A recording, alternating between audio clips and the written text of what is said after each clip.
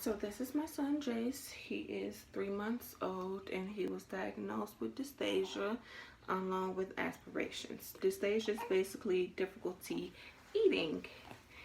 And of course he has secondary aspirations, which is basically like the milk comes back up and then it lingers and goes into his lungs. So my son wasn't always unable to eat orally. This happened at about 3 weeks old. We were giving him breast milk and formula Similac because he had jaundice, so I wanted to substitute with that. They said that if he peed and pooped enough that it'll get rid of the jaundice, which is exactly what happened. Then on June 15th, my husband gave him Enfamil, and he didn't do very well with it. He said that he was throwing up and milk was coming out of his nose, which I've never seen that happen to my son. But I was at a doctor's appointment because I had postpartum. I was diagnosed with postpartum preeclampsia. So I came home and my husband was suctioning his nose and his mouth for about 10 to 15 minutes. I'm just like, okay, it has to be something wrong. So when I came upstairs, I noticed that my son was having difficulty breathing. And from that point, I was just like, we need to go to the hospital. You sleepy? So we rushed him to the hospital. And from there, you sleeping?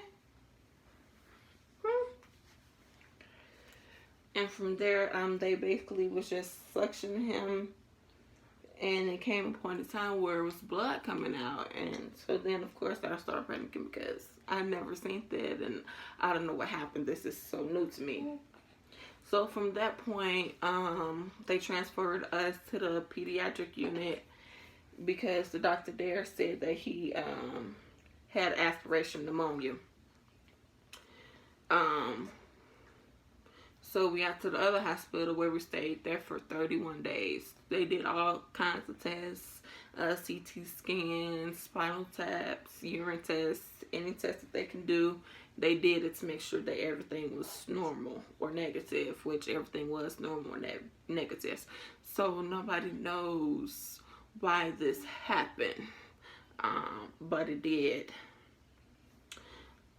So they gave him a total of 3 swallow studies thus far, and some other tests basically to make sure that everything was attacked and well, and it was. So the first swallow study, he had primary and secondary aspirations, where it'll go down and he will choke, and then it'll come up and then he'll choke. So from there, they knew that it wasn't safe for him to eat. So they did the NG tube, which is the tube that goes through the nose to the stomach. And I was still pumping, so they was giving him my breast milk, and he still wasn't doing well with that. So they came up with the conclusion that he might be allergic to dairy. So they put him on a formula called Elecare, which is the most broken down formula there is. And he was doing better, still throwing up a little bit. So they decided to do this tube, which is an NJ tube. This tube goes through the nose into the small intestines. Which with this tube, he can have any bolus feed. So he's on a continuous feed. And he only has 4 hours out the day off his feed. He gets 31 mLs per hour every 4 hours. So I basically just wanted to start making these videos so I can inform other parents, because when I was going through everything when it first happened, I was just like against everything they was talking about giving my son a GJ tube, and I was just like, no, this is too much. I just want to give my son a fair chance. But this last swallow study, he didn't do well either. Although we thought he did better than the last 2, they said that he did worse for some reason. But this one, he only had a little bit of reflux only a little bit of milk came up, but it went back down, and he's still not safe to eat.